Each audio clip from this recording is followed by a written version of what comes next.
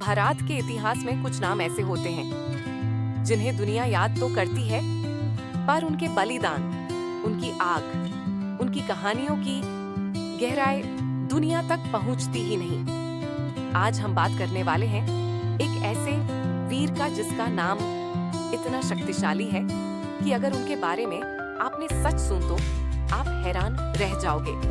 ये कहानी है शिवारम हरी राजगुरु की। वो क्रांति की सबसे खामोश पर सबसे तेज जलती आग थे। ब्रिटिशों के अत्याचार ने जलाया अंदर का तूफान, स्कूल से घर जाते वक्त वो रोज कुछ देखता। अंग्रेज पुलिस एक आम आदमी को मार रही है कहीं, और कोई किसान बेवजह पीता जा रहा है, और कोई माँ रो रही है अपने बेटे के खून के बीच। राजगुरु ये सब देखकर पालत कर नहीं आते।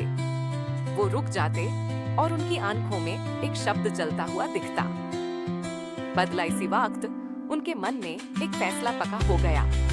इस मिट्टी को दाट देने वाले हर अंग्रेज को मैं खत्म करूंगा। वो मिलना जिसने इतिहास बदल दिया। 16 से 17 साल की उम्र, जब दुनिया स्कूल और मोहब्बत में उलझी होती है, राजगुरु तलवार और बंदूक की सीख रही थे। इसी दौरान उनकी मुलाकात हुई HSRA के क्रांतिकारियों से, और एक दिन उनकी मुलाकात हुई सुखदेव सॉन्डर्स वध का सच, the untold reality. Lala Lajpat Rai की मौत के बाद पूरा भारत गुस्से में था। वो मौत बटों से नहीं, ब्रिटिश लथियों से हुई थी। ब्रिटिशर ऑफिसर जेम्स स्कॉट इसका जिम्मेदार था।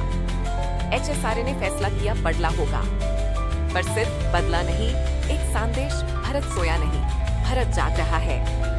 15 दिसंबर 1928 भगत सिंह, सुखदेव, आजाद और राजगुरु ने योजना बनाई। टारगेट था स्कॉट, पर एक गलती हो गई।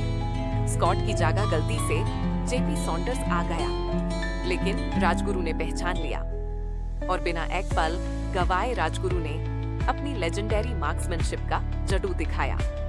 सॉन्डर्स को पहली ही गोली से गिरा दिया।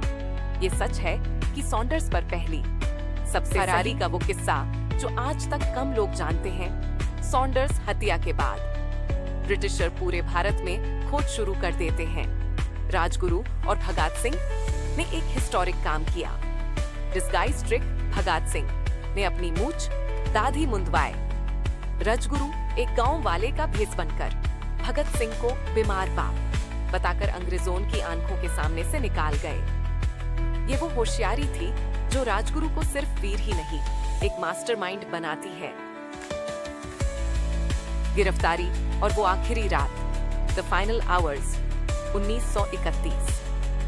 ब्रिटिशर ने उन्हें पकड़ लिया। राजगुरु, भगत सिंह, सुखदेव, तीनों को एक साथ। जेल में राजगुरु सबसे शांत रहते थे, हेस्ट थे, गने गाते थे, कैदियों का मनोबल बढ़ाते थे। एक जेलर ने कहा था, मैंने दुनिया में कैदी देखे हैं, पर राजगुरु जैसा मुस्कुराता हुआ मौत का इंतजार करने वाला आज तक नहीं देखा। आखिरी रात राजगुरु ने कहा, हमें फांसी नहीं चाहिए, हमें गोली चाहिए। 22 मार्च 1931, वो दिन जिसने आकाश को रुला दिया।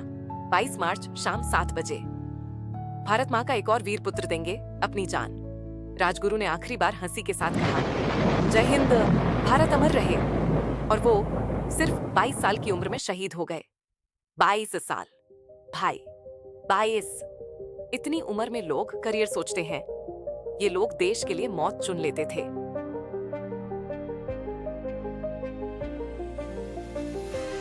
वो बातें जो बहुत कम लोग जानते हैं, rare untold facts. 1, Rajguru best shooter थे। उनका एआईम पूरे HSRA में सबसे सटीक माना जाता था। 2, उनकी ट्रेनिंग बेहद खतरनाक थी। वो मूविंग टारगेट को भी परफेक्ट शॉट मार देते थे। 3, डेथ सेंटेंस के टाइम उन्होंने एक भी आंसू नहीं बहाया, जेलर खुद रो पड़ा था। 4, राजगुरु का नाम खेत से राजगुरु नगर रखा गया। 5, उनकी बॉडी स्ट्रॉन्ग थी। लोग कहते थे उनके हाथ में शेर की ताकत थी। 6, मोटिवेशनल क्लाइमैक्स। जरा सोचो, एक 22 साल का लड़का, हाथ में बंदूक, दिल में क्रांति, आंखों में आजादी, और होठों पर बस एक शब्द, भारत। राजगुरु के पास ना सोशल मीडिया था, ना स्पॉटलाइट, ना अवार्ड्स, फिर भी वो आज हम सबके दिल में हैं। क्योंकि नाम बड़ा होने से नहीं, काम बड़ा होने से होता है। अगर रजगुरु 22 साल में इतना बदला ला सकते थे तो हम क्या नहीं कर सकते। आग अगर सच हो तो एक चिंगारी भी क्रांति बन सकती है। ये कहानी थी शिवारम हरि रजगुरु की, वो क्रांति की शांत आग जो धीरे जलती थी पर सबसे गहरी जलती थी। उनकी कहानी अगर आपको छू गई हो तो एक कमेंट लिखना मत भूलना। जय रजगुरु, जय हिंद।